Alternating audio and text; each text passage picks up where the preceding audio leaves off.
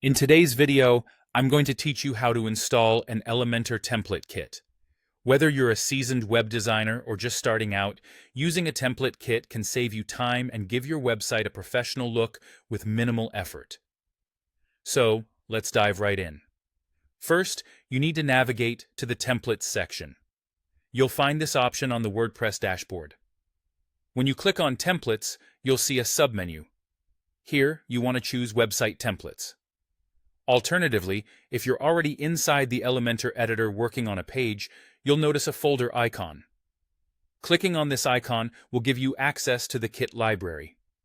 Both routes will lead you to a collection of beautiful template kits that you can use to enhance your website.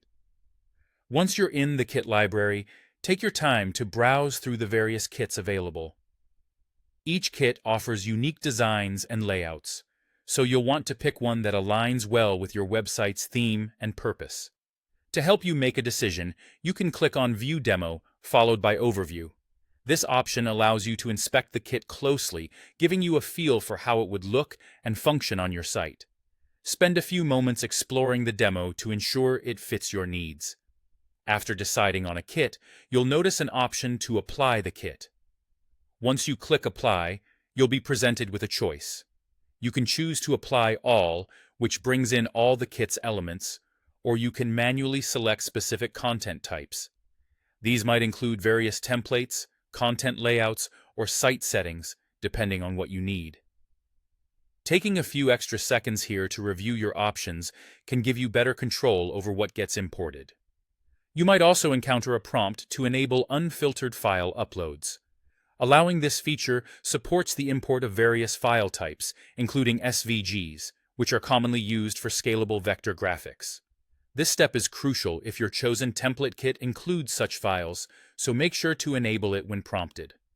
Now, all you have to do is wait for the import process to complete. This may take a few moments, depending on the size and complexity of the kit you're importing.